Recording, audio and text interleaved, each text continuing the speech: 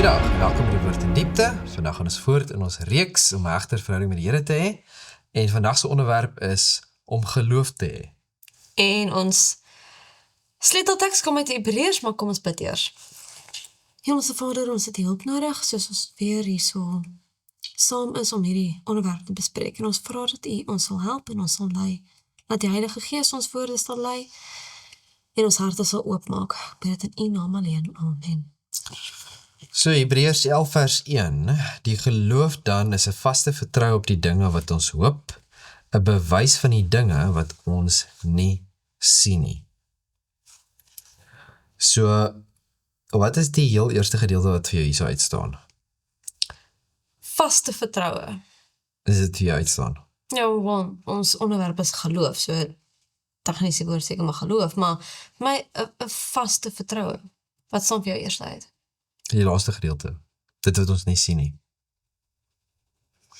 Want, ja, ons moet vertrou hê, vaste vertrou op dit is hoop en sovoorts, en, maar dit kom vir my neer op dit wat ons nie sien nie. En, dit wil nie sê dat daar nie bewyse is nie, dit wil nie sê dat God verwag van ons blinde geloof nie, maar daar is baie dinge wat ons nie sien nie, en wat ons nie nodig het om bewyse voor te hê nie, want God het al reeds homself aan ons getoon, en hy het al reeds so baie aan ons wel bewys, dat maak die saak as ons dit nie sien nie, ons kan nie geloof hê. En ek dink, ja, dit is vir my die kernpunt wat van hierdie sleutelteks wat vir my uitstaan. Wel, met die onderwerp van geloof, is daar mense wat altyd skepties is, en hulle soek 'n teken, hulle wil 'n bewysstuk hê, en geloof is juist, soos wat jy sê, 'n bewys van dinge wat jy dalk nie sien nie. Daar is dinge wat ons kan sien, wat ons geloof versterk, en dan is daar dinge wat ons nie kan sien nie. So ons sien dit ook in Jesus se tyd, Markus 8 vers 11 tot 12, en die Fariseërs het uitgegaan en met hom begin rede twis, en van hom 'n teken uit die hemel gevra om hom te versoek. Toe sug hy swaar in sy gees en sê, waarom begeer hierdie geslag 'n teken? Voorwaar ek sê vir julle, aan hierdie geslag sal sekerlik geen teken gegee word nie. Weet jy wat ek hou nogal van kruisverwysings? As ons nou Matteus 16 toe gaan, vers 4, 'n slegte en oorspelige geslag soek na 'n teken, en geen teken sal aan hom gegee word nie, behalwe die teken van Jona die profeet. En hy het hulle verlaat en weggegaan toe. So daar word tog 'n teken gegee, maar nie 'n teken wat hulle wil hê nie. Dis nie die een wat hulle begeer om, ja. Dit is interessant, in Lukas 11 vers 30 sê dit, want soos Jona 'n teken was vir die Nineviete, so sal die seun van die mens ook wees vir hierdie geslag, en dit is waar Jesus nou weer eens sê, die teken van Jona. En as ons na Jona toe blaai, wat was hierdie teken toe? 1 vers 17, dit lees, en die Here het 'n groot vis beskik om Jona in te sluk, en Jona was 3 dae en 3 nagte in die ingewande van die vis, en so ook was Christus die Messias vir 3 dae in die graf. En ons weet in die Joodse berekening is 'n gedeelte van 'n dag word as 'n dag beskou as jy hom sou tel. So hierso sien ons dan die teken dat hy wel die Messias is nie wat hulle begeer het nie, en nie eers wat die disippels begeer het of verwag het ten spyte van wat die skrif eintlik sê, is sy kruisdood en opstanding. En dit sou dan die geestelike teken wees wat Jesus van gepraat het, maar nie die wat hulle begeer nie, maar sou 'n teken wat hulle wel begeer, hulle harte kon verander? Nee. Ons sien die farao en al die Egiptenare het saam met die Israeliete die 10 plaae beleef. Hulle het saam, of beide kante het die Rooi See sien oopstaan, en het hulle harte verander. Dit is baie interessante punt wat jy maak. So ek het een keer het ek 'n video gesien van 'n predikant wat gepraat het met 'n ateïs. En die ateïs het die hele tyd dan sê ja, maar jy kan nie in die Bybel glo nie, want dit en so voort. toe vra die man vir hom, wat sal jou maak glo? En hy sê toe wel, as Jesus hier voor hom kom staan en met hom praat, dan sal hy miskien glo. Is gevaarlik. En die man sê toe vir hom, okay, nou wees nou eerlik met jouself. As iemand aan jou verskyn, of in die deur klop, en hy staan daar voor jou, en hy sê dat hy is Jesus, en hy sê vir jou wat die waarheid is, sal jy dit werklik glo? En hy dink dit is 'n bietjie soos 'n, nee. En die hele punt wat ek wil maak is dat daar gaan altyd 'n rede vir jou wees om nie te glo nie. As jy nie wil nie, As jy, as jy jou hart verhard ja, en die keuse maak om nie te glo, gaan altyd 'n rede wees. Maak nie saak wat die Here vir jou gaan gee en die bewyse wat hy vir jou kan toon en die tekens. As jou hart verhard, gaan niks gaan maak dat jy glo nie. En ons sien dit baie duidelik met ons sien dit met Israel baie gebeur het, maar ons sien dit ook in die fariseërs en die priesters in Jesus se tyd. En dit is eintlik baie hartseer, maar dit is die feit van die lewe. En dit is enige iemand daar buite, as jy 'n probleem het om te glo, dus jy wil miskien graag glo, maar daar's so baie dinge waar jy twyfel in die Bybel. Dis is, wees eerlik met jouself. Maak jou hart oop en wees eerlik. En moenie toelaat dat die vyand daar buite met al sy baie onlogiese idees en gedagtes wat die wêreld daar buite het. Moenie toelaat dat dit jou beïnvloed nie. Maak jou hart oop vir die Here. is my ook die gemengde groep mense wat saam met die Israeliete of daai tyd die Hebreërs uitgegaan het uit Egipte. Hulle het almal ook God se stem van die berg af gehoor. Soos 'n ateïs wat gevra het, soos as Jesus met my direk sal praat. Hier het God direk met hulle gepraat. Hulle het sy stem gehoor, die donne weer gesien, die heerlikheid op die berg ervaar basies. En hulle het daagliks die manna, behalwe natuurlik op die Sabbat, vir 40 jaar lank gehad. Hulle was nog steeds opstandig, tot hulle in die beloofde land gegaan het en toe weer daarna. So, miracles do not change hearts. Ja. Tog het Gideon, Hiskia, Abraham se dienskneg, en as ons kyk, selfs Moses self, voordat hy teruggegaan het na Egipte toe, het almal tekens ontvang. Tekens gevra en tekens ontvang. En hier is die ding, maar dit hier in hierdie geval. En dit is baie belangrik. Gideon het al reeds geglo. Maar hy vra vir 'n teken. God gee vir hom 'n teken. Maar hy het al reeds geglo. So die teken waarvoor hy gevra het is nie van, Here, moet ek nou opreg wees, moet ek getrou wees, moet ek gehoorsaam wees. Nee, die teken hy vra van hy wil graag die regte ding doen. die teken is nie uit rebellie uit nie. Ja, so en dit is baie keer, so dit is nie verkeerd om te vra vir 'n teken nie. Maar God gaan nie vir jou teken gee as jy nie al reeds gehoorsaam is nie. As jy nie al reeds getrou is in dit wat hy al reeds vir jou gegee het om te doen nie. Hy gaan self vir jou teken gee as jy dit nodig het om te weet, wat moet ek doen? Soos as jy voor 'n spesifieke keuse staan en jy is nie seker van hierdie kant of daai kant toe, dan kan die Here vir jou teken gee, maar hy gaan nie vir jou teken gee soos vir Biliam, wat moet ek nou hierdie kant, verstaan, soos jy weet al reeds. Ja, die antwoord was reeds gegee. Die antwoord is al reeds daar. Ja, maar sien, hierso soos byvoorbeeld Gideon was uit onsekerheid en uit swakheid uit, dat hy gevra het vir sekerheid. En daar is ook kere wat tekens gevra was, maar geweier is, soos vir Sagaria, dat hoe sou hy weet dat Elisabeth kon swanger word in haar ou dae? En omdat hy nie geglo het wat die engel vir hom gesê het, ek bedoel, Jesus hy in die tempel. Hy is besig met tempeldiens en hier verskyn die engel aan hom. En hy twyfel. En hy vra vir 'n teken. Ek bedoel, die feit dat die engel met jou praat, ek bedoel, dit in sigself is 'n groot teken. Maar in elk geval, hy was stom gemaak. So, maar die punt wat vir my uitstaan is dat ons geloof word nie gebaseer op tekens nie. En dit sal ook nie harte verander nie. Soos wat jy gesê het, Gideon en Moses en elkeen van hulle het al reeds geglo. Maar ja. Ja, dit is interessant, want baie keer ons leef in 'n era waar as jy die TV aansit en jy gaan kyk na 'n paar godsdienstige kanale, dan sal jy sien dat die fokus is baie op tekens en wonders.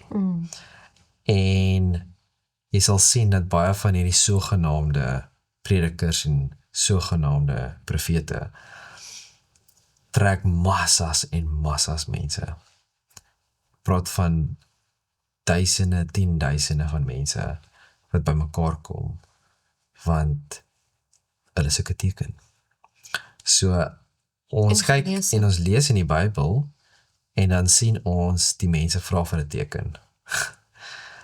Maar vandag is dit maar presies dieselfde, en dit het gebeur in 'n geweldige groot hoeveelheid. Dis nie net 1 of 2 mense nie, baie mense. So ek het eendag hier gery op 'n groot pad hier so in die Kaap, en ek het gesien ons 'n plakkaat of 'n banner wat opgesit is, en dit letterlik gesê signs and wonders, prophets, so en so, wat ook al, wat nou gaan optree. Sjoe. En daar's duisende mense kom maar bymekaar. En dit laat my dink aan is Simon die tovenaar in Handelinge. Hy wou die Heilige Gees koop, want hy wou ook tekens doen. So, maar ja, op daai punt is dat mense kom en hulle soek dit, en hulle sien dit, en hulle sien sogenaamde wonders wat hier gebeur voor hulle, en baie keer is dit fake, baie keer is dit miskien nie fake nie, maar miskien is dit ander geeste, nie die gees van die Bybel nie, maar ander geeste, wat ook miskien na te doen kan wees. Maar oor die algemeen is dit meeste van die tyd, maar is dit, ja, dit is oorverblindery. En die mense val daarvoor, want hulle soek 'n teken. En dit is nie hoe God werk nie. God werk nie om mense op te hype, en mense op massas te kry, sodat hulle, jy weet, net opgesweep kan word, en jy weet, hierdie emosies, en ons gaan 'n bietjie later gaan ons kyk na emosie. Dit is nie hoe God werk nie. So ja, gevoelens is deel daarvan, emosie is deel daarvan, maar dit is nie die kernpunt nie, dis nie die beginpunt nie. Dis nie hoe God ons probeer kry om op ons emosies te probeer speel nie. Hy wil ons kry deur in ons denke, in ons brein. Ja, Verstaan nie, dit is hoe God ons wil kry om die regte keuses te maak. Nie om daar te staan, gaan op jou gevoel, en dis amper soos die nuwejaarsding van, dan gaan op gevoel, kom ons doen dit, en dan gebeur in elk geval nie, want God weet, dis nie hoe dit werk nie. Maar op dit van die profete wat mense trek met tekens, hulle word baie keer goed betaal. Jy bedoel sogenaamde profete. Sogenaamde profete, dankie vir die korreksie. Dit is baie keer 'n geldmaakstorie, want mense word, jy weet, dis interessant. gevra om geld te betaal. Daar was letterlik nou, was 'n sogenaamde profeet hier so in die Kaap, en hulle verkoop kaartjies aan die hemel toe. En ek dink dit begin, ek kan nie presies onthou, dit begin met R1,000, en dan gaan dit op na R10,000 toe, vir 'n kaartjie hemel toe, en die mense koop dit. Die mense letterlik koop dit. So, mense val daarvoor, en waarom? Ken hulle nie die skrif nie? Ek dink, waar dit neerkom is dit ons leef in 'n era wat, hoe maklik is dit vandag om 'n brood te kry? Jy hoef nie deur die proses te gaan om brood te bak nie. Jy loop net by die winkel en kry dit. Enigiets wat jy soek, kry jy dadelik. Enigiets wat jy soek, en as Takealot nie dit dadelik aflewer vandag nie, dan is jy sommer vies vir hulle, want hulle het gesê dit gaan vandag wees. Jy weet so, en as iemand kom en sê jy kan vandag 'n kaartjie hemel te koop, ten spyte van jou leefstyl, ten spyte van jou keuses, hoekom nie? Verstaan? En ons sien dit selfs gebeur in die middeleeue. Ja. In die middeleeue het die mense rondgegaan. Maar daar kan ek verstaan, die Bybel was nie tot hulle beskikking nie. Ek hoor jou, maar nog steeds, dis die menslike sondige natuur. Verstaan? So die mense val vir hierdie beweging, en om terug te kom na die punt toe, is net, dis die gevaar van tekens. En dit is nie hoe God werk nie. So dit wil sê, God gebruik nie tekens nie, maar op 'n hele ander manier, as dit wat mense wil hê en verwag. Ek wil nog een laaste ding op tekens sê. Ek ken mense wat vir tekens gevra het, en hulle tekens ontvang. Maar hulle het heeltemal die teenoorgestelde uitwerking gehad vir dit waarvoor hulle gevra het, om hierdie teken te bevestig of wat ook al. En vir my kom dit op neer dat wanneer die Here vir jou 'n teken gee, het jy nog steeds die verantwoordelikheid om keuses te maak.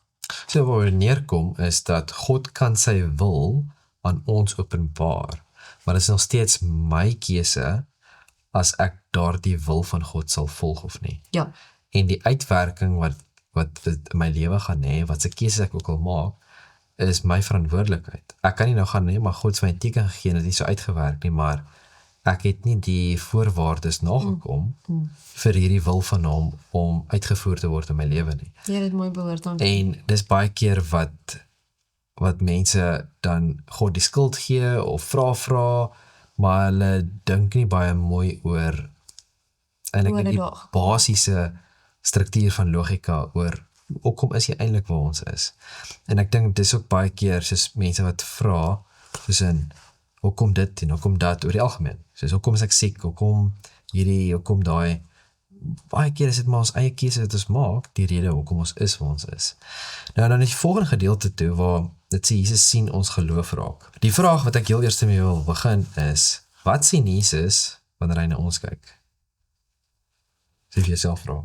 As Jesus na jou kyk, wat sien Jesus raak? Ek dink baie keer, as 'n mens eerlik is, dit hang af seker van persoonlikheid, maar as 'n mens sukkel, en tog gee die Here soveel beloftes, ons het nie nodig om te sukkel nie. Ons kan in oorwinning 'n Christelike leefstyl leef. Waarom sukkel ons? En tog oefen ons geloof uit, want ons weet dit is wat die Here gesê het, hy sal vir ons doen. En ons werk in daardie rigting om die verhouding te bou met hom. Want dis waarop dit neerkom. Nou, kom ons blaai nou gou na 'n paar gedeeltes toe hierso. En die heel eerste gedeelte is in Matteus 15 vers 21. En dit sê, en Jesus het daarvan weggegaan en na die streke van Tyrus en Sidon vertrek. En 'n Kanaanese vrou het van daardie gebied gekom en hom geroep en gesê, wees my barmhartig, Here, seun van Dawid, my dogter is erg van die duiwel besete. Maar hy het daar nie 'n woord geantwoord nie. Tog kom sy disippels nader en vra hom en sê, stuur haar weg, want sy roep agter ons aan. So sy het daar gepla. Hulle het nie half van gehou nie. Maar hy antwoord en sê, ek is net gestuur aan die verlore skape van die huis van Israel. Dis wat hy nou vir haar antwoord, né? Daarop kom sy en val voor hom neer en sê, Here, help my. Maar hy antwoord en sê, dit is nie mooi om die brood van die kinders te neem en dit vir die hondjies te gooi nie. Voel so, hy so kras was amper. Dit is, ek kan nou die heel eerste keer toe ek hierdie gelees toe ek 'n kind was, en ek sê sin, nee, dit kan nie wees nie. Hoekom sal Jesus so iets gesê het? Vers 27, en sy sê, ja Here, maar die hondjies eet darm van die krummels wat van die tafel van hulle baase afval. Vers 28, toe antwoord Jesus en sê vir haar, o vrou, groot is jou geloof. Laat dit vir jou wees soos jy wil hê. En haar dogter het gesond geword van daardie uur af. Was dit om haar te toets? Was dit om die disippels So se as ons harte te dalk te swaai, want Jesus is 'n Kanaanitiese vrou. So as ons hierna kyk, dan sien ons heel eerstens die gedagte wat my opgekom het. So ek sê toe ek 'n kind was, toe ek hierdie lees, ek sê so, nee, dit kan nie wees nie. Hoekom sal Jesus, jy weet, want dit is amper half onbedagsaam. Dit is jy weet, dit is Sy is in nood, hier kom Ja. sy en vra vir hulp. En hoe ek hierdie verstaan is, as ons kyk na die disippels, hoe die disippels gereageer op dit. So heel eerste kom sy, en sy val voor hom neer en sê, seun van Dawid, my dogter is erg van die duiwel, sê, help my, né? Wat doen Jesus? Hy antwoord haar nie. Wat doen die disippels? Ja, ga weg. Sê. Nee, die disippels antwoord daar ook nie.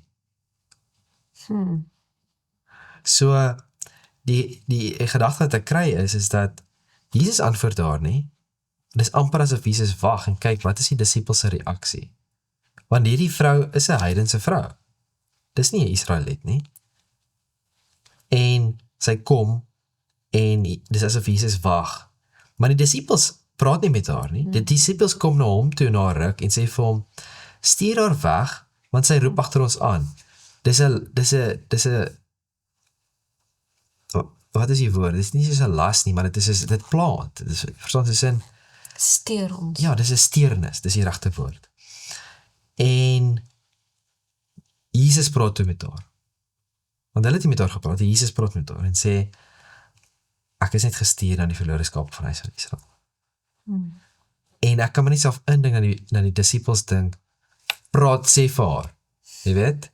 Want die hele gedagte wat hulle nog heeltyd gehad het, is dat Jesus, die Messias, het gekom om die Jode te kom verlos. Om God se volk te kom verlos.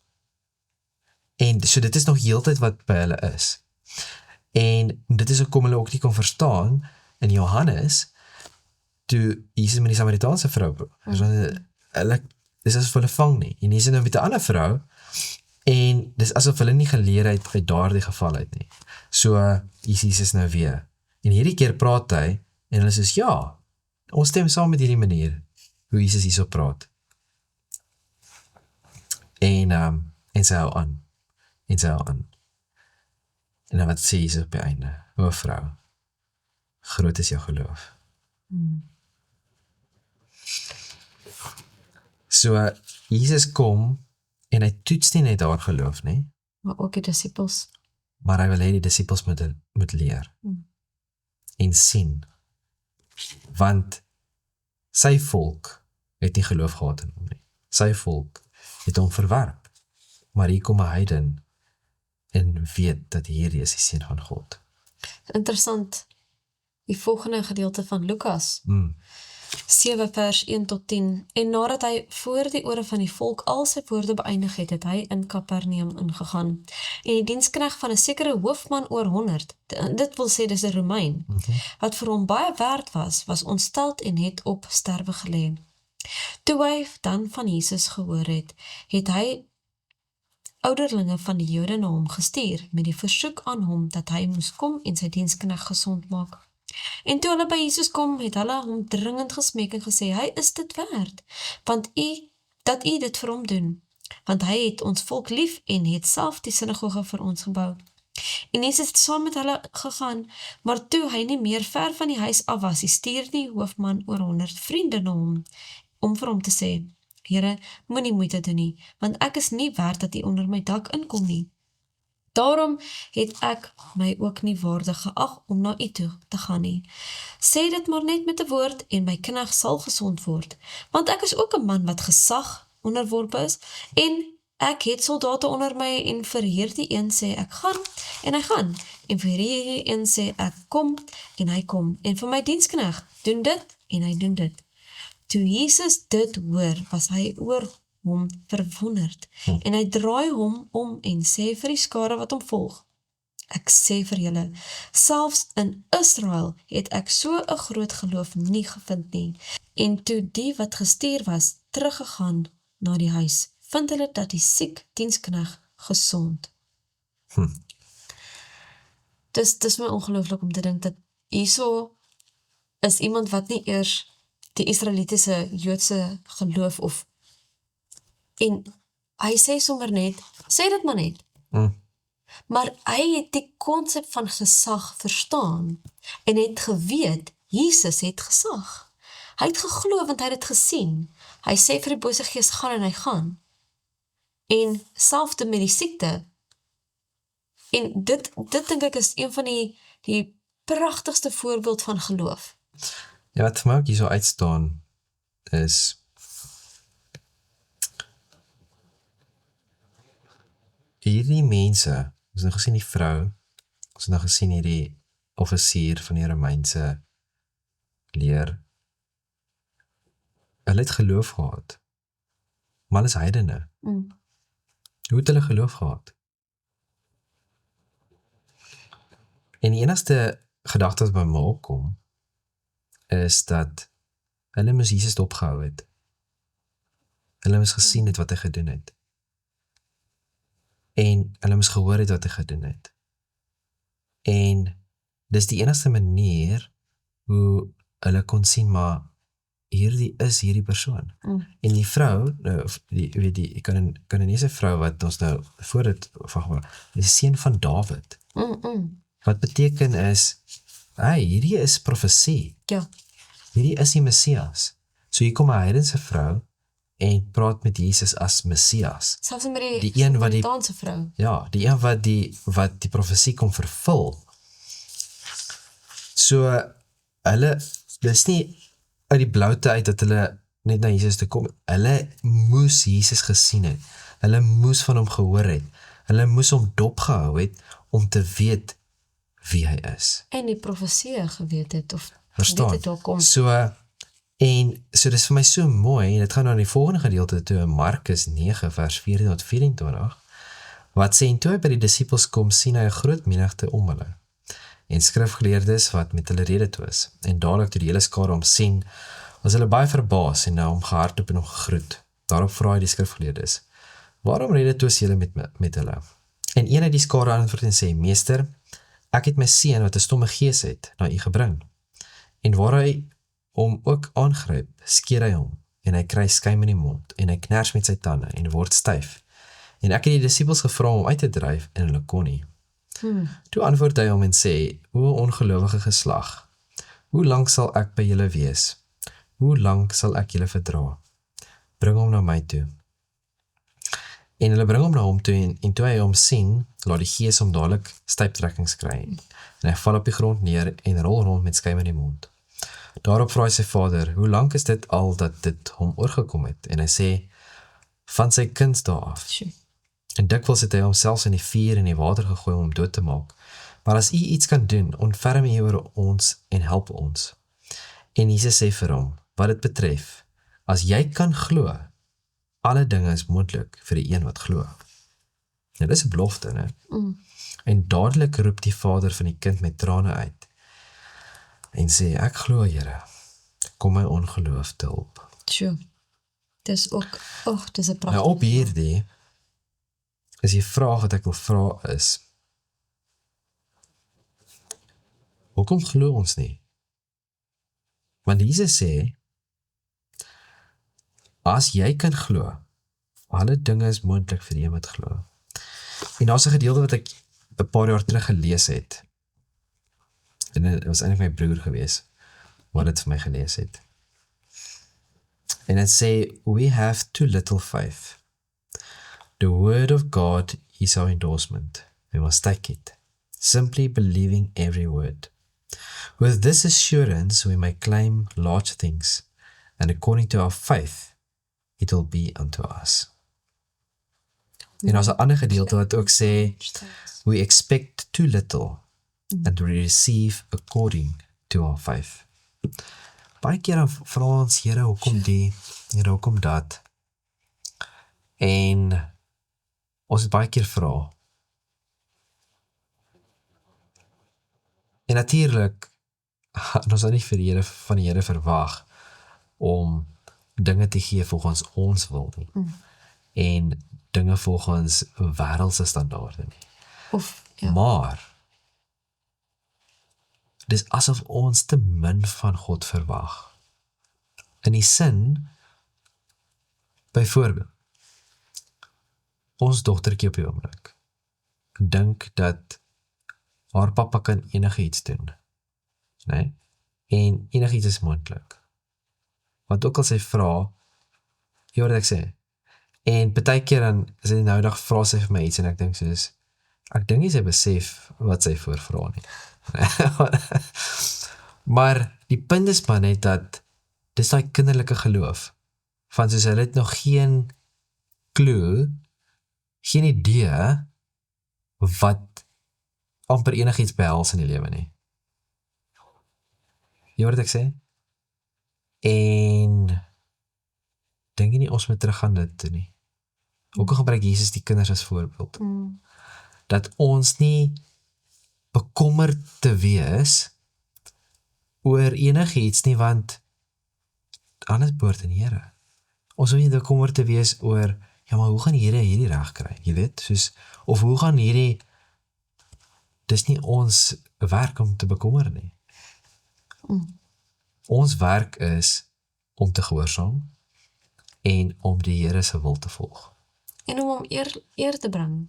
En ons geloof is te klein. Ek dink, as ons nou, ons het al oor gebed gepraat, en as ons geloof in gebed in een sit, en waarvoor ons vra, wat is ons motiewe? Waarvoor soek ons dit? Is dit vir ons self? Of is dit iets wat ons kan diensbaar maak? Is dit iets wat die Here sy naam sal groot maak, om verheerlik? En vir ander mense sal wys hoe goed en groot God is. En ek dink nie dit is verkeerd om vir die Here te vra oor, kan hy iets vir jou doen nie? Ja, dat ja. het iets vir jouself is nie. Ons sien, daar's die verlamde man wat vir Jesus vra asseblief. Die blinde wat Jesus toe kom, dis alles iets wat vir hulle self was. Maar dit moet nie ons motief wees dat dit net gaan oor my en myself nie. Ek dink daar is ook 'n baie belangrike ding, want as ons kyk na wat Jesus nou gedoen het hierso, is dat Jesus kyk deur hulle almal. Die disippels het probeer, hulle kon dit nie reg kry nie. Want hulle motiewe was verkeerd, die rede hoekom hulle gedoen wat hulle gedoen het, was nie reg gewees nie. En Jesus kom en hy praat direk met die pa. En hy sê, dis asof hy met die pa se hart praat en vir hom sê, wil jy regtig hê dit moet gebeur? En die pa breek en hy sê asseblief. So, God kyk na ons hart en hy wil hê ons hart moet verander. Ons het gekyk nou na die vorige studies wat ons gedoen het na gebed en gesien, baie keer moet ons langer bid vir iets, want ek moet eers verander voor God my die antwoord kan gee. En as dit met ons geloof is dat geloof, is dit, my hart moet verander. God kyk na my hart. En ek dink dit is die middelpunt. Hier is 'n baie mooi gedeelte wat ek graag wil lees, en dit sê, ongeloof wat in die binneste vertroetel word, het 'n betowerende krag. Die saadjies van vertwyfeling wat ongeloof daar gesaai het, lewer uiteindelik 'n oes op. En dit laat my dink dat wanneer ons by mekaar kom as gelowiges, as Christene, as broeders en susters in die kerk, of selfs as familie, wat is ons gesprekke? Is dit meer gebaseer op ongeloof, of is dit meer gebaseer op geloof? Kla ons meer as wat ons dankbaar is? Negatief of positiewe? Wat is ons gesprekke? Wat, as jy, is amper soos iemand wat verslaaf is aan sosiale media, as jy hulle foon vir hulle vat, en jy gaan na die settings toe, en jy wys vir hulle, wat is hulle screen time per app wat hulle gebruik, en hulle sien, ek het 5 ure vandag spandeer op Instagram en TikTok en whatever, ne? Dan skrik jy, want jy besef nie dat jy dit gedoen het nie. Nou, as daar so 'n setting was, dat jy kan gaan kyk, wat is die persentasie van my gesprekke, en wat se rigting gaan dit? Is dit waar ek kla, waar ek ongelukkig is, waar dit ongelowige, jy weet, soos in, waar ek nie geloof het nie, waar ek heeltyd soos in, ja, hierdie, daai, is altyd hierdie negatiewe. As ek die persentasie kan sien, hoeveel dink jy gaan dit wees? Hoeveel van al ons gesprekke, hoeveel van die persentasie gaan wees, waar ek dankbaar is, en opgewonde is, en net praat oor hoe goed die Here is vir ons, of hoeveel persentasie gaan anders te wees. So, ons moet bietjie dit in gedagte hou. Ons moet dus aanhou om al die onkruid van ongeloof te ontwortel. Daardie giftige plantjies kan immers nie verder groei as hulle reeds uitgetrek is nie, omdat hulle dan hul voedingsstowwe kwyt is. Wat is daardie voedingsstowwe? Wanneer ons in woord en daad uiting ons ongeloof gee. Nee, dit waarna die innerlike en werklikheid smag, is die saadjies van geloof en liefde, geplant en omhein in die grond van ons harte. So elke dag is 'n keuse wat ons maak.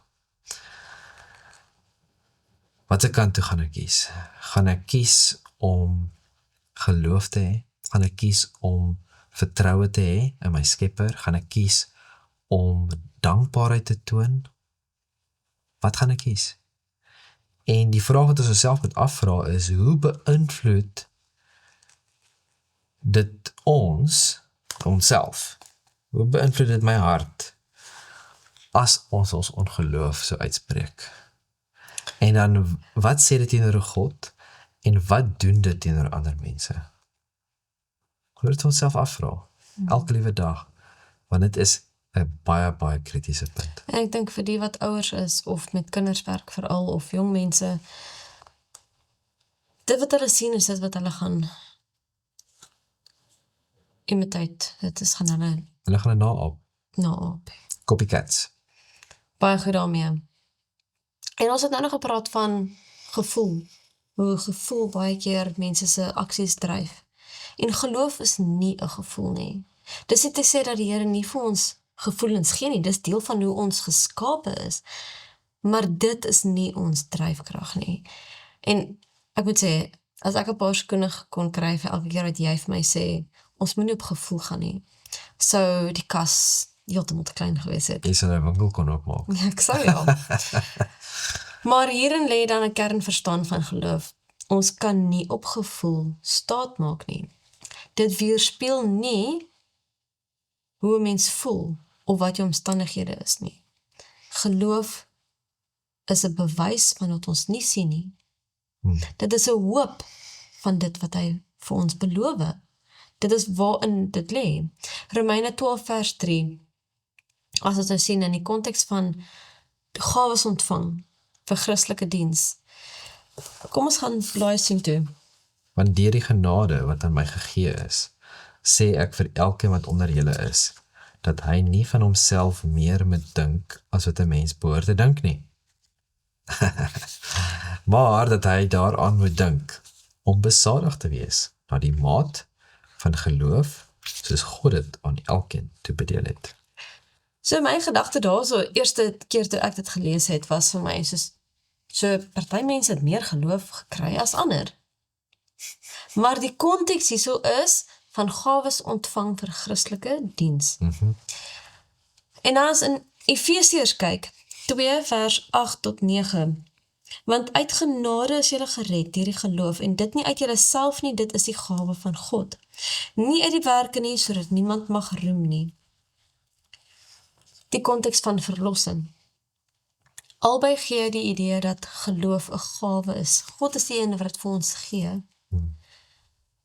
En nie sodat die een meer het as die ander en dat ons daarop trots kan wees nie, maar alles wat ons is, alles wat ons het is uit genade. Die wete daarvan is die kern. En hoe werk ons dan dat party dalk meer het en ander? Ek dink aan die gelykenis van die talente. Die een het 10 ontvang, die ander een 5 en die ander een 1. Wat het hulle met daai talente gedoen? Dit is die vraag. Dit gaan nie oor hoeveel hulle gekry het nie, wat het hulle daarmee gedoen? En dieselfde so met ons geloof. En jy weet, dit laat my ook nou weer dink aan die gelykenis van die saaiër. Ons harte kan bewerk word. Dit hoef nie harde grond, klipperige grond, onkruidgrond te wees nie. Dit kan bewerk word. En kompos ruik nie altyd lekker nie. En dit is ook nie altyd maklik as daar geploeg word nie. Ja. Jy weet, dit kan seer maak miskien. Maar die Here verwag dat ons rentmeesters sal wees oor ons geloof. Die grond van die hart kan bewerk word, dus kan die Here vra daarvoor. Hy gaan vir sy Heilige Gees gee. En alhoewel geloof nie fisies is die talente nie, weet jy, ek dink ook soos die klein saadjie van 'n mosterdsaad, wat baie keer die voorbeeld gebruik word van geloof. Dis klein. Dis bitter klein. En hy groei. Dit maak nie saak hoe klein 'n saadjie is nie.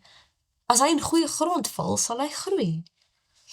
So, Hebreërs 11 sê, dit is 'n vaste vertroue op dinge wat ons hoop. En ook 'n bewysstuk van wat ons nie sien nie. Dit is 'n keuse om God volkome te vertrou, ten spyte van hoe ons voel, of hoe ons omstandighede lyk. En dis die, where the rubber hits the road, soos hulle sê, dis nie 'n maklike ding om deur moeilike omstandighede te gaan nie. Maar dit is juist dan wanneer ons kan groei. Die Here, hy bring nie dit oor ons nie, maar hy gebruik daai geleenthede. Want ons lewe in 'n sondige wêreld. Daai moeilike tye gaan kom. Maar ons kan kies, soos wat jy sê, môre por ons oor ons situasie of sê ons, Here, ek het dit nodig, want ek kan dit nie self doen nie. En sê ons, Here, versterk my hierdeur, wys my wat is wat ek moet leer. Jy weet? So Ek my baie keer ook dink, jammer ek in hierdie geval. Want ek wil dit graag prakties maak. Jy weet, ons kan praat hieroor en ons kan miskien voorbeelde gee, maar ek wil ook hê mense moet self gaan en dink, hoe kan dit prakties maak in eie lewe?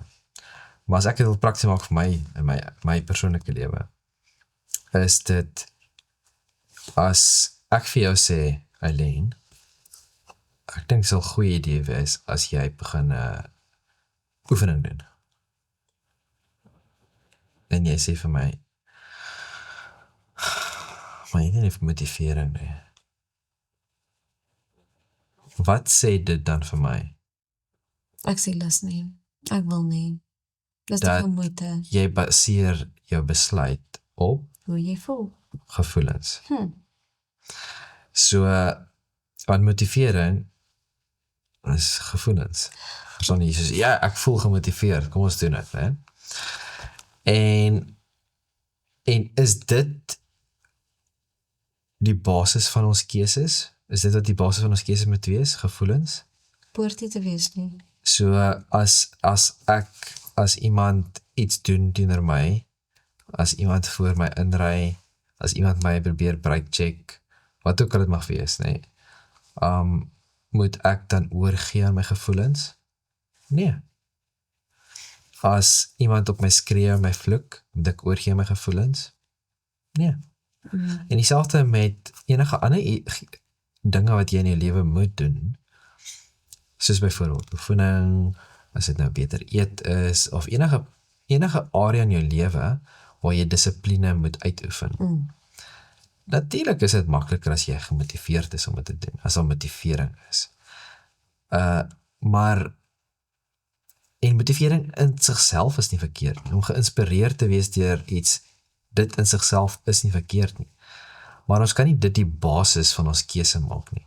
Want as ons dit die basis van ons keuse maak, dan gaan die keuse nie altyd gemaak word nie. So, hier waar ons dan gaan kyk en sien dat geloof is nie gevoel nie, is dit baie eenvoudig dat, en ons gaan nou dit sien, is dat ek moet 'n keuse maak. En die keuse wat ek moet maak, moet nie gebaseer wees op my gevoelens nie. Dit wil nie sê gevoelens is nie deel daarvan nie. Want sodra jy die keuse maak, gaan jy iets voel. En so, gevoel is deel daarvan. Maar, dit is nie die kernpunt van dit nie. Dit is nie dit wat die petrol in die kar is nie. Wie hoor ek sê? Dit is miskien 'n aircon. Het voel lekker. Maar dit is nie wat die kar aan die gang is nie. Ja, dis 'n mooi voorbeeldjie. So om terug te kom hierso met probleme, hulle gaan nie outomaties net weggaan nie, as ons hoop en glo vir die beste nie. Dit is soos geloof en werke. Jy kan nie die twee van mekaar skei nie, hulle moet saamwerk. En dit is wat die Here van ons ook vra. Dit is interessant op my punt, jammer dat ek in heel veel nie, maar jy het dit dan genoem. Want geloof en werke. Geloof is 'n werkswoord. Jy kan nie sê ek glo en passief wees nie. Dis 'n oksimoron. So, as jy glo, is dit moet op beweging wees. Interessant, geloof kan jy nie hê sonder om beweging te hê nie. En soos verlossing wippplankry, dink ek partykeer as ons nou geloof nou moet toepas in geloof in jou verlossing, dat jy, want sommige dae voel dit asof jy geen kans het om gered te kan word nie. Soms moet jy dalk sukkel met 'n sonde of jou verhouding met die Here voel nie asof dit in konstante groeifase is nie. En voel dit soms net asof die Here nie met jou in jou stilte net praat nie, of jy weet, daar is kere wat 'n mens deur sulke stil tye gaan. En ek weet ons moet versigtig wees dat ons nie die veronderstelling of presumption moet kant toe gaan nie, maar ons moet doelbewus geloof uitoefen op die beloftes wat die Here gegee het. En dat ons soms sal vertrou. So as ons kyk, deur ons sonde te besef, deur dit te bely, deur die krag te vra om dit te laat staan, en ten spyte van ons sondige natuur, deur dit te vertrou dat hy ons sal skoon was, dat hy vir ons 'n uitkoms sal gee, en die belangrikste, dat die soendood van die Here Christus werklik voldoende is. Dit is nie uit onsself nie. Ons verdien dit nie. En ons kan dit nooit verdien nie. En tog is dit persoonlik vir jou gedoen. En daai is waarin ons moet vasklou. En daardie beloftes in die woord, ons neem dit en ons vra Here, U het dit gesê. Ek glo dit. En dit is soos wat ons op die eind gesê het, gaan nie oor gevoel nie. Dit is 'n keuse wat ons uitoefen om te vertrou ten spyte van of ons sien of nie. Hier is 'n paar teksverse, Hebreërs 12 vers 1 tot 2, sal jy vir my lees? Hebreërs 12 vers 1, daarom dan, terwyl ons so groot wolk van getuies rond ons om het, laat ons ook elke las aflê en die sonde wat so maklik omring en met volharding die wedloop loop wat voor ons lê. Die oog gefestig op Jesus, die leidsman en volëinder van die geloof, wat vir die vreugde wat hom voorgehou is, die kruis verdra het, die skande verag het en aan die regterkant van die troon van God gaan sit het. Ons kan dit vat en ons eie maak. En dit is waar geloof uitgeoefen word. Laaste enetjie, Romeine 3 vers 23 tot 26. Want almal het gesondig en dit ontbreek hulle aan die heerlikheid van God. En hulle word deur sy genade sonder verdienste geregverdig deur die verlossing wat in Christus Jesus is. Hom het God voorgestel in sy bloed as 'n versoening deur die geloof, om sy geregtigheid te bewys deurdat hy die sondes ongestraf laat bly het, wat tevore gedoen is onder die verdraagsaamheid van God. Om sy geregtigheid te toon in die teenwoordige tyd, sodat hy self geregverdig kan wees en regverdig maak wie uit die geloof in Jesus is. Sure. Ja. Dit is so mooi en dit gaan nou oor na Efesiërs 2 vers 8 tot 9 wat dit ook baie mooi stel. Want uit genade is julle gered deur die geloof. Dit stop nie daar nie. Dit gaan voort en dan sê dit en dit nie uit julleself nie. Dit is 'n gawe van God. Nie uit die werke nie, sodat niemand mag roem nie. So ek kan nie sê en kom en is gevolg van my geloof. Ek is goed genoeg. Ek glo Dit is nie hoe dit werk nie. Geloof kom van buite onsself. God is die een wat inisiatief neem. En dit is nie iets wat hy op ons afdwing nie. Hy bied dit aan vir ons. En ons moet die keuse maak om dit te ontvang. Gaan ons reageer op sy genade of nie? En kom ons blaai vanaf na Hebreërs toe. Ons het dit genoem. Hebreërs 11. En dit is die geloof hoofstuk. Almal, ek seker van almal is bewus en ken Hebreërs 11. En as het al vers 1 gelees, maar kom ons lees dit vers 1. Die geloof dan is 'n vaste vertrou op die dinge wat ons hoop, 'n bewys van die dinge wat ons nie sien nie. So die definisie van geloof is, dis 'n vaste vertroue op die dinge wat ons hoop, dis 'n bewys van dit wat ons nie sien nie. Dis wat geloof is. En ek wil vir jou vra, is daar iets waarop jy hoop vandag, wat mense nie kan sien nie? Ja, daar is. Wil jy dit deel met ons? Nee. Ok. Ek dink ek mag miskien weet wat dit is. Ek dink as Christene is het ons almal dieselfde as ek een kan doen. En dit is die wederkoms. Daar is iets wat ons op hoop. dat die een wat gegaan het om 'n plek vir ons voor te berei, gaan weer terugkom. En is iets wat ons nie nou kan sien nie, maar ons weet dit gaan gebeur. En ons het daardie hoop.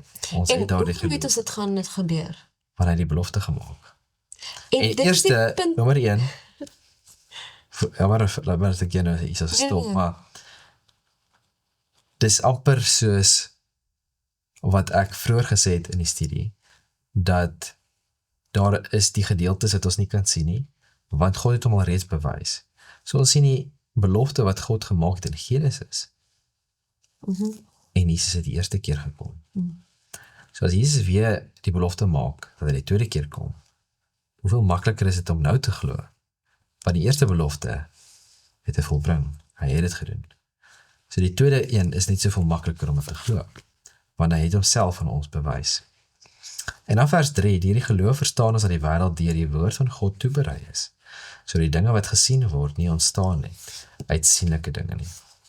En so baie keer is dit, en hier kom dit nou terug, die hele punt wat ek vroeër ook genoem het, is as Christene glo ons.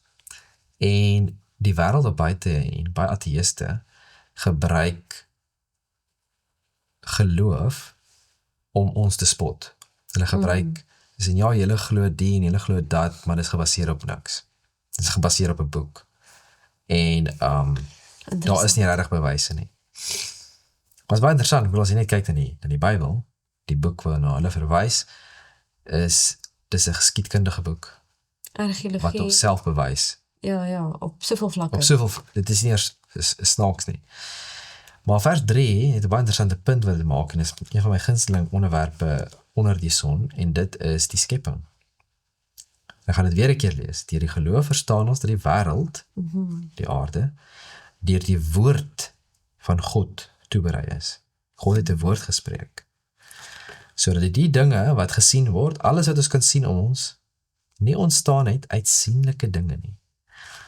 So, ons kan, vers 1, glo in dinge wat ons nie sien nie, want dit wat ons kan sien, het ons ontstaan uit dit wat ons nie sien nie. Verstaan jy? So dit is so mooi, is ongelooflik. En dan vers 6, en sonder geloof is dit onmoontlik om God te behaag, want hy wat tot God gaan, moet glo dat hy is, en 'n beloner is van die wat hom soek. So ons sien hierdie hele gedeelte nou hierdeur. En ek wens ons het tyd gehad, want Hebreërs 11 is een van my gunsteling gedeeltes in die Bybel. Ek weet, ek sê dit so baie ander gedeeltes in die Bybel. Maar ek het 'n studie gedoen in Hebreërs 11 so rukkie terug. En ek dink ek is hoeveel maande wat ek Net dit. en Het vasgehak. dit is so ongelooflik. Die woorde kan dit nie beskryf nie. Maar vers 6 sê vir ons, sonder geloof is dit onmoontlik om God te behaag. Hoekom is dit? En ons skep baie dinge hierso, want ons gaan nie by alles uitkom vandag nie.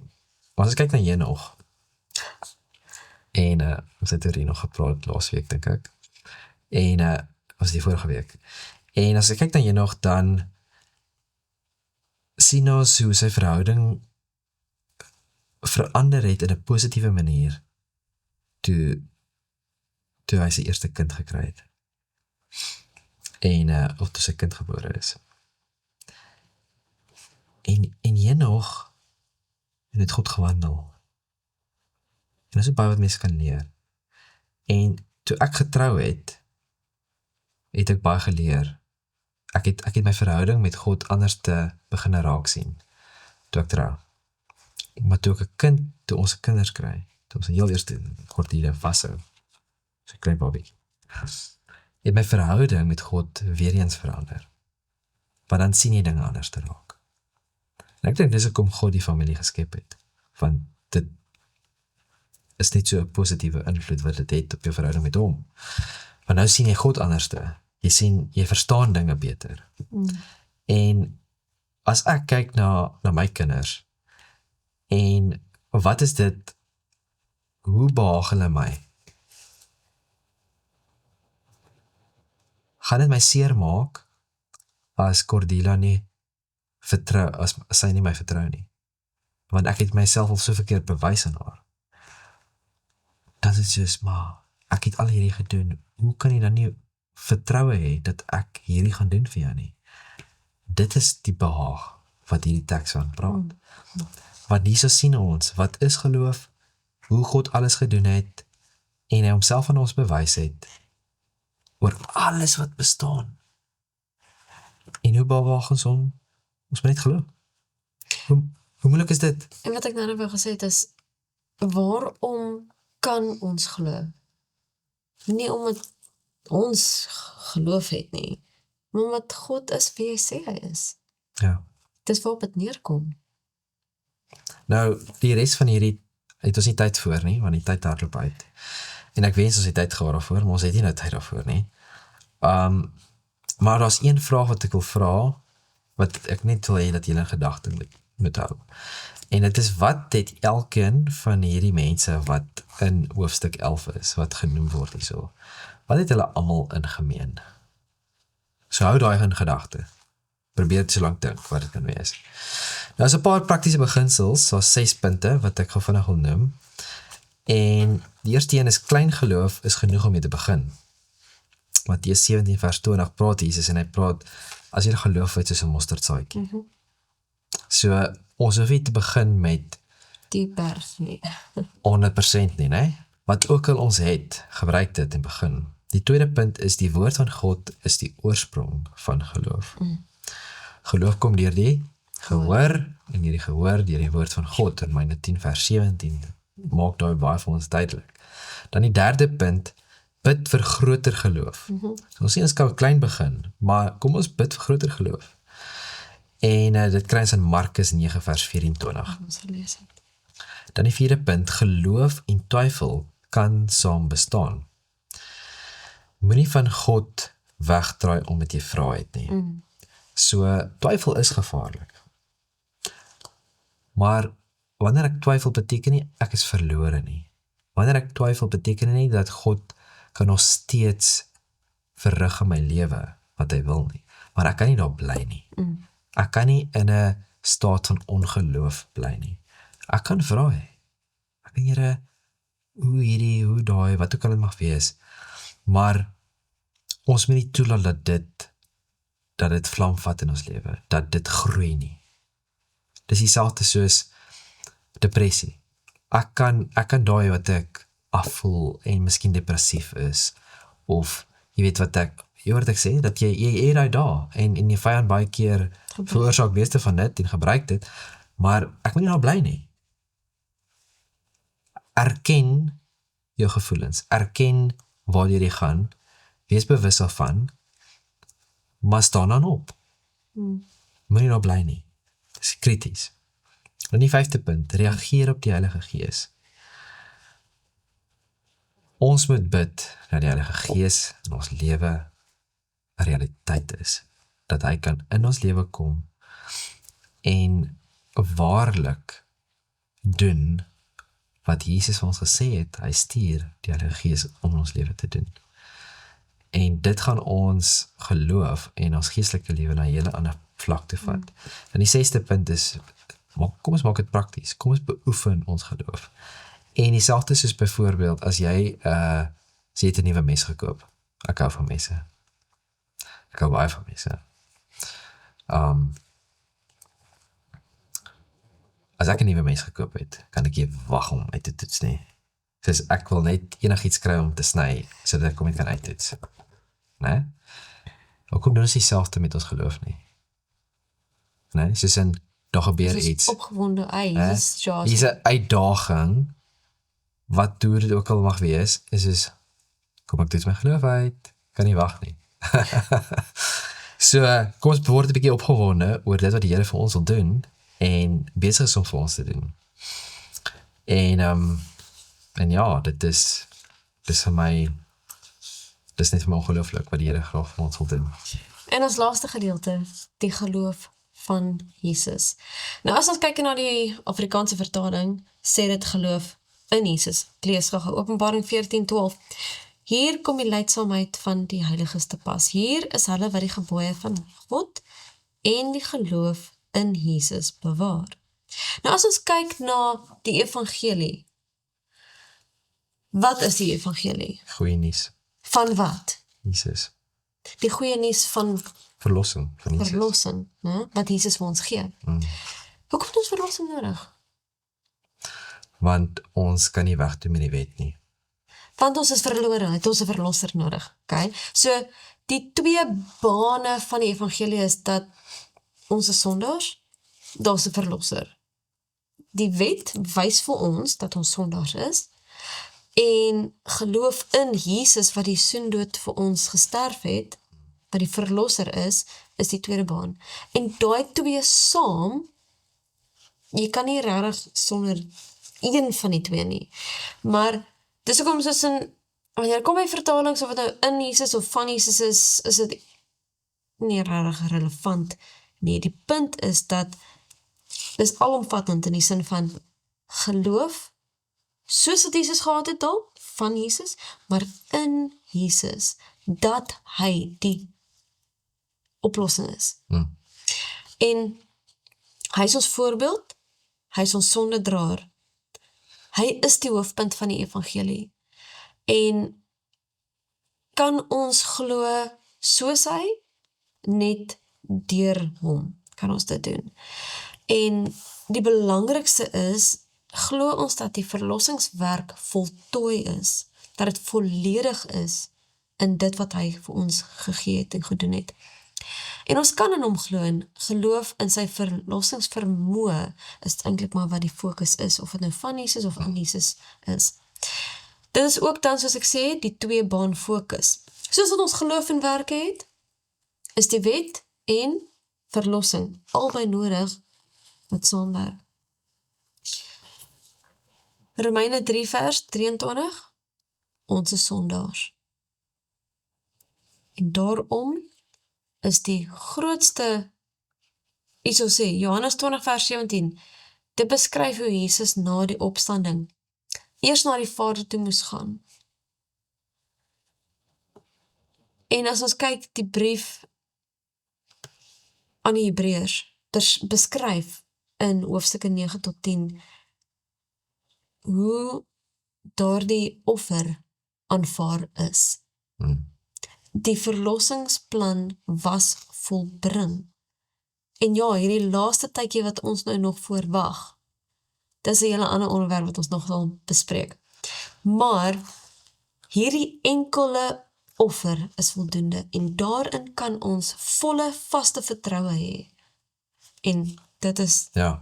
ek dink En as ons kyk na Jesus en die geloof wat hy gehad het, dit is iets om na te strewe. Dit is iets waarna ons moet strewe. En dit wat hy, die geloof wat hy gehad het met sy Vader. En dan die tweede ding is ook, Jesus was gehoorsaam, hy het geluister. Ja. Hy het gevolg dit wat daar uiteengesit was om te doen.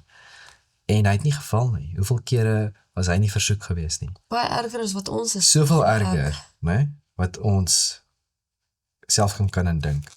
Maar hy was getrou. En dan ook 'n baie belangrike punt is die eenheid wat daar was in die Godheid terwyl Jesus op aarde was, wat ons so baie duidelik sien. Jy weet, 'n voorbeeld vir my, en dis een van Cordelis se gunsteling stories in die Bybel, is die storie van Tabitha en Jairus. Maar op pad na Jairus se huis toe, stop Jesus. En ek het altyd gedink van kleins af, né? Ek letterlik onthou die dag, die aand, laat ek eerder so stel, die aand het ek in die bed gelê het en hierdie gedagte by my opgekom het. Dat hoekom was Jesus daai oomblik daar gewees?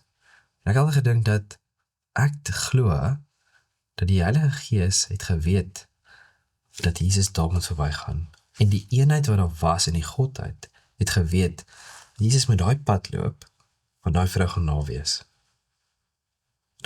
Dit dit was bestem, dit was 'n ontmoeting geweest wat moes gebeur het. En as ons in die skrif kyk, dit was die enigste keer toe Jesus in daai stad verbygeloop het. Ja. So vir my is dit is die eenheid wat daar is. Dit is die verbintenis. En dis die verbintenis wat ons moet hê. En ek het net gevra oor wat het almal wat in Hebreërs 11 is in gemeen. Ek wil gou vandag hierdie lees. En dit is Hebreërs 11 vers 2. Want daardeur het die mense van die ou tyd getuienis ontvang. Hou dit in gedagte. Jesus is die begin en die volëinder van ons geloof. Ons ontstaan is deur hom. Ons geloof begin by hom. En hy bring dit tot volmaaktheid. Nie deur ons eie krag nie. Dis hy wat dit tot volmaaktheid bring. Die vraag is nie of ons geloof groot genoeg is nie. Die vraag is, gaan ek die keuse maak om die een wat my geskep het te leer ken? Kolossense 1 vers 10 sê, sodat julle waardiglik voor die Here mag wandel, om hom in alles te behaag, en julle in elke goeie werk vrug mag dra, en in die kennis van God mag groei. Wil jy hê, wil u by die huis, as jy luister na die program, of kyk na die program, hê dat jou geloof met sterker raak, groter, en dat dit moet groei? Die antwoord is, leer hom ken. Kom ons bid. Here, dankie vir die voorreg van die woord. Dankie vir die Heilige Gees wat aan ons duidelik maak. En dankie vir Jesus wat sy lewe kom gee het, nie net op die kruis nie, maar ook hoe hy geleef het, dat ons hier die lesse kan leer. Help asseblief dat ons nie net hier sal praat en teoreties dit sal verstaan nie, maar dat ons dit prakties sal uitleef, dat ons die keuse sal maak. Ten spyte van hoe ons voel, ten spyte van omstandighede, dat ons die regte keuse sal maak, om op te staan en ons geloof sal uitleef. Dat ons nie passief sal wees nie, maar dat ons aktief sal wees in ons geestelike lewe. Here, maar bovenal, dat ons die keuse elke dag sal maak om U te leer ken. Dis my gebed in U naam.